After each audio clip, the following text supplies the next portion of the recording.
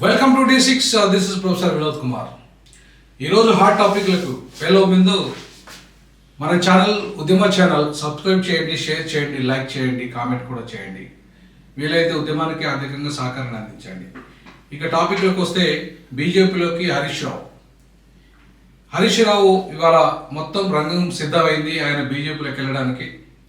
BJP ఇప్పుడు result MLC ఎన్నికల తర్వాత ఇవాళ హరీష్ రావు తన యొక్క మొత్తం సంఖ్యను తీసుకొని ఇవాళ బీజేపీకి హరీష్ రావు, అట్లాగే కాంగ్రెస్ నుండి మనకి మంత్రి గారు ఎవరైతే ఉన్నారో ఖమ్మం మంత్రి పొంగులేటి శ్రీనివాసరెడ్డి, ఈ ఇద్దరు కూడా బీజేపీ వైపు పోయేసి మొత్తానికి కాంగ్రెస్ ప్రభుత్వాన్ని కోల్చే ప్రయత్నం జరుగుతున్నదా? ఖచ్చితంగా జరుగుతున్నదని అనడానికి అనేక ఆధారాలు ఉన్నాయి. ఎందుకంటే ఇవాళ ఒక హరీష్ రావును కనుక తీసుకోపోగలిగితే పార్టీలకు వెళ్ళి దాదాపుగా 20-25 మంది ఎమ్మెల్యేలు ఈజీగా జంప్ అయ్యే అవకాశం ఉంది బీఆర్ఎస్ నుండి. సో బీఆర్ఎస్ క్లోజ్ అయ్యే అవకాశం ఉంది. ఇవాళ బీఆర్ఎస్ హరీష్ రావు వంటి మాస్ లీడర్ కనుక బీజేపీలోకి వెళ్ళిపోతే ఇక బీఆర్ఎస్కు అసలు అవకాశమే ఉండే అవకాశం లేదు. బీఆర్ఎస్కు దుకాణం క్లోజ్ అయిపోతుంది.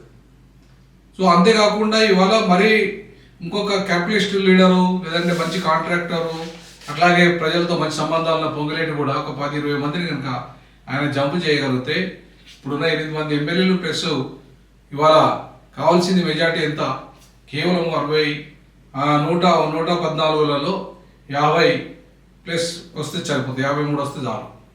సో కాబట్టి ఇప్పటికే 8 మంది ఉన్నారు కాబట్టి ఇంకా ఇవ్వాల్సింది ఎంతమందిని ఇవాళ వాళ్ళకి చూసుకుంటే ఇంకొక 30-40 మందిని, 45 మందిని, ఒక 45 మెంబర్స్ కనుక వచ్చేస్తే అధికారము ఇవాళ బీజేపీకి వచ్చేస్తాయి. సో కాబట్టి ఇందులో 28 మంది ఉన్నారు. అలాగే ఇవాళ కాంగ్రెస్ నుండి కనుక ఇందులో ఒక 20 మందిని గెలిచిన, అందులోకి వెళ్ళి ఒక 20 మందిని గెలిచి 40 మంది అవుతారు. సో 20-28 మందిని కనుక చేర్చగలిగితే టోటల్ అక్కడికి వెళ్ళి ఇక్కడికి వెళ్ళి కలిపి ప్రభుత్వం వాళ్ళది వచ్చేస్తుంది. కాబట్టి ఇవాళ 53 మంది వస్తే సరిపోతుంది. 53 కనుక ఉంటే ఇవాళ ప్రభుత్వం వచ్చేస్తుంది. సో ఈ దిశగా ఇవాళ మనం కనుక ఆలోచన చేస్తే ఇవాళ హరీష్ రావు గత సంవత్సరంలోనే ఆయన గురించి ఆల్రెడీ ఇక్కడ ఏదైతే బీజేపీలో ఉన్న సీనియర్ లీడర్లు అందరూ కూర్చొని గత సంవత్సరం నవంబర్ 24వ తారీఖున మొత్తం ముఖ్యుల సమావేశం ఏర్పాటు చేసి హరీష్ రావు ఎట్లా తీసుకురావాలి, ఈటెల రాజేంద్రరావు ఇవాళ మాత్రమే సమర్థుడు, రేపు బీజేపీ అధ్యక్షుడిగా ఈటెల రాజేంద్ర అయిన తర్వాత ఇవాళ జరిగే పరిణామాలు అవే అనేది చెప్పి మనం ఆశించవచ్చు. ఎందుకంటే ఇవాళ స్పష్టంగా ఈ 2 ఎమ్మెల్సీలు వాళ్ళ చేతికి వచ్చిన తర్వాత ఇవాళ రాజ్యసభలో కూడా అంటే మండలిలో కూడా ఇవాళ వాళ్ళ సంఖ్య 3కి పెరిగింది. సో మండలిలో ఉన్న 3 ప్లస్ రేపు మండలిలో కూడా ఏదైనా వాళ్ళకు అవసరం వస్తుంది కాబట్టి మండలిలో ఒక 3 వాళ్ళకి ఆల్రెడీ ప్రతినిధులు ఉన్నారు. కాబట్టి రేపు వాళ్ళ ప్రభుత్వం వస్తే మండలిలో ఎమ్మెల్సీ సభ్యులు కూడా మారిపోయే అవకాశం ఉంటుంది. కాబట్టి ఇవాళ ఆ ప్రభుత్వం బీజేపీ ప్రభుత్వం రావడానికి ఇవాళ పెద్ద స్థాయిలో కసరత్తు జరుగుతుంది, పెద్ద ఎత్తున కసరత్తు జరుగుతుంది. పరోక్షంగా రేవంత్ రెడ్డి కూడా దానికి సహకరిస్తున్నాడు అనే ఒక ప్రచారం కూడా జరుగుతున్నది. మరి అది ఎంతవరకు వాస్తవము కావాలని నిర్ణయిస్తుంది. ఇవాళ అందుకే రేవంత్ రెడ్డిని తీసేసి ఇంకొకరిని కొత్త వాళ్ళని అంటే పూర్వపు కాంగ్రెస్ వాళ్ళని ఇవాళ టోటల్గా దాంట్లో ప్రక్షాళన చేసి అందుకే 3 వర్గాలుగా ఇవాళ కాంగ్రెస్ పార్టీ ప్రక్షాళన చేయబోతున్నారు. కాంగ్రెస్ పార్టీని ఒకటి పూర్వపు కాంగ్రెస్లో మొదటి నుండి ఉన్న వాళ్ళు ఎవరు, మధ్యలో వచ్చిన వాళ్ళు ఎవరు, మొన్నటి పదవులతో వచ్చిన వాళ్ళు ఎవరు.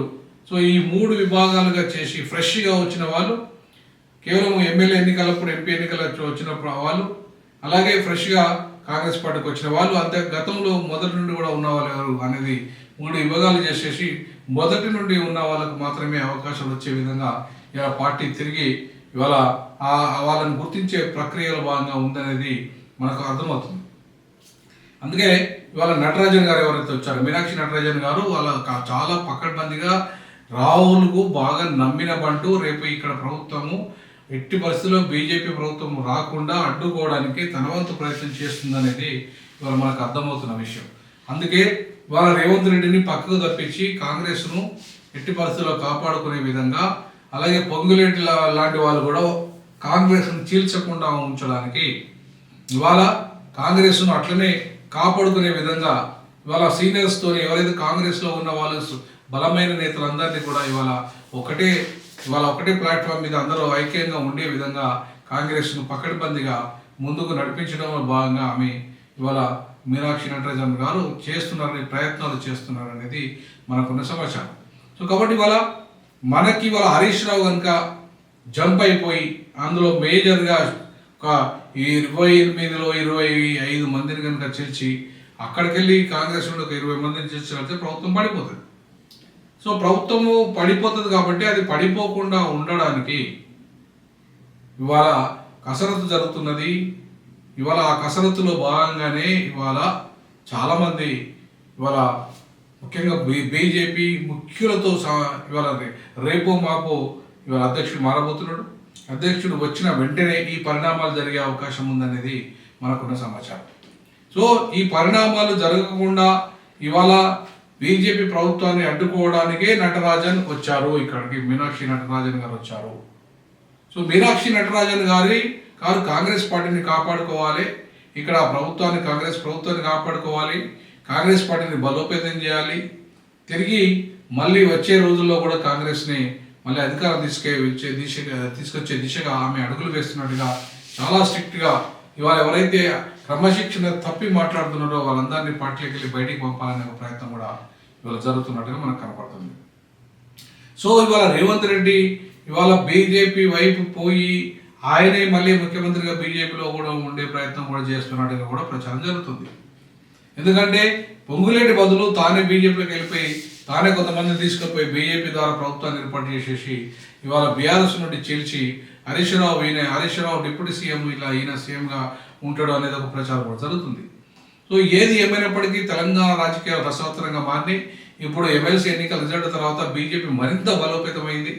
మొత్తం ఉత్తర తెలంగాణ అంతా కూడా దాదాపుగా బీజేపీ వ్యాపించిపోయింది. దక్షిణ తెలంగాణలో కూడా మంచి ఇవాళ పట్టు సాధించుకునే ప్రయత్నంలో భాగంగా ఉంది. కాబట్టి ఒకవేళ బీజేపీ కనుక వాళ్ళ ప్రభుత్వం కనుక వచ్చి ప్రభుత్వం కనుక వస్తే ఎవరు బీజేపీని ఆపలేరు. రేపు మళ్ళీ వచ్చేది బీజేపీగా ఉంటుంది. ఇవాళ ఎట్లయితే మోడీ మొత్తం వివిధ రాష్ట్రాలలో ప్రభుత్వాలు తీసుకొచ్చాడో అది లీగల్గానా ఇల్లీగల్గానే సమస్య కాదు, ప్రభుత్వం వచ్చిందా రాలేదా అనేది చాలా కీలకంగా మారే అవకాశం ఉంది. సో కాబట్టి ఇవాళ సిపిఎం కూడా తన పందాన మార్చుకుంది. బీజేపీ పార్టీ ఇలా అది నియంత్రిత పార్టీ కాదు అని చెప్పేసి మాట్లాడుతుంది, ఫ్యాసిస్ట్ పార్టీ కాదు అనేది మాట్లాడుతుంది. అంటే ఇవాళ కమ్యూనిస్టు పార్టీల వైఖరి కూడా ఇవాళ బీజేపీ పార్టీలో మారడానికి కూడా అంతర్గతంగా ఇంకా కొన్ని జరుగుతున్న పరిణామాలను చూసుకుంటే ఇవాళ హరీష్ రావు లాంటి వాడు అట్లాగే పొంగులేటి శ్రీనివాసరెడ్డి లాంటి వాడు ఇవాళ బీజేపీ వైపు చూసుకోవడానికి ఇవాళ అనేక పరిణామాలు మనకు కనబడుతున్నాయి. పొంగులేటి ఇంట్లో ఏదైతే జరిగిందో ఈడీ రైడ్ జరిగిన తర్వాత కూడా బయట ఒక విషయం బయటికి రాలేదు. తర్వాత అంత క్లీన్గానే ఉన్నట్టుగా వచ్చును. ఆ రైడ్తోనే ఇవాళ పొంగులేటి శ్రీనివాసరెడ్డిని అలర్ట్ చేసి ఇవాళ ఆయన అక్కడ కాంగ్రెస్ నుండి బీజేపీ వైపు పోయే ప్రయత్నాలు కొనసాగుతున్నాయి. హరీష్ రావు కూడా బీజేపీ వైపు తీసుకుపోయే ప్రయత్నాలు కొనసాగుతున్నాయి. ఇవాళ వాటిని హరీష్ రావు బయటికి పోకుండా ఉండడంలో భాగంగానే ఇవాళ మొత్తం బీఆర్ఎస్ పార్టీని 0 అయినా పర్వాలేదని చెప్పేసి గత ఎంపీలలో ఒక 0 అయిపోయింది, మన ఎమ్మెల్సీలలో 0 అయిపోయింది ఎన్నికల్లో.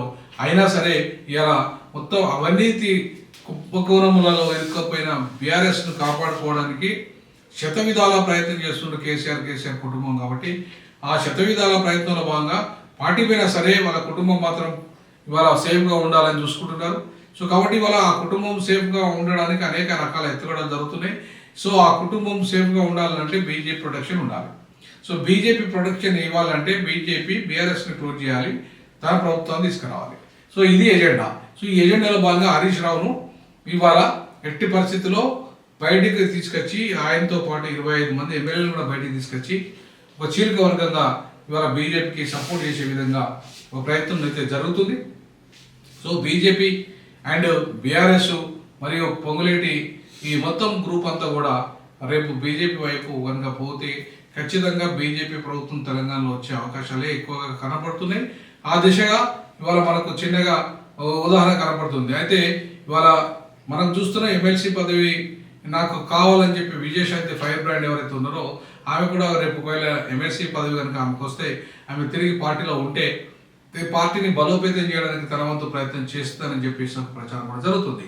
సో ఇవాళ విజయశాంతి కూడా ఇవాళ మళ్ళీ పుంజుకుంటే వచ్చేస్తే అంటే పోయిన వాళ్ళందరూ కూడా కాంగ్రెస్కు తిరిగి వచ్చేసి ప్రభుత్వంలో కీలక భూమిక వహించి అందరినీ కనుక కలుపుకోవాలంటే ప్రభుత్వం అట్లాగే గట్టిగా నిలబడడానికి స్కోప్ ఉంటుంది. కాబట్టి అట్లా నిలబడకుండా బయటికి పోయేటోళ్ళు ఎవరైతే ఉన్నారో ఇవాళ పొంగులేటి లాంటి వాళ్ళు లేకపోతే చివరికి హరీష్ రావు లాంటి వాళ్ళు ఆ పార్టీ నుండి రేవంత్ రెడ్డి మళ్ళీ పార్టీ జంప్ అయితేడు అనే ఒక ప్రచారం కూడా జరుగుతున్న క్రమంలో ఇవాళ ఏది ఏమైనప్పటికీ బీజేపీ చాలా హాట్ టాపిక్గా మారింది. బీజేపీ రానున్న రోజుల్లో ఇవాళ బలోపేతం అయిపోయి రేపు ప్రభుత్వాన్ని ఏర్పాటు చేసే దిశగా పోయే అవకాశాలు ఉన్నాయి. అసలు 2028 దాకెందుకు ఈ మధ్య కాలంలోనే కొత్త అధ్యక్షులు వచ్చిన వెంటనే పరిణామాలు కూడా మారితే ఒకవేళ మారచ్చు అని చెప్పేసి ఒక ప్రచారం జరుగుతుంది. అది ఎంతవరకు వాస్తవం అనేది కాలం నిర్ణయిస్తుంది.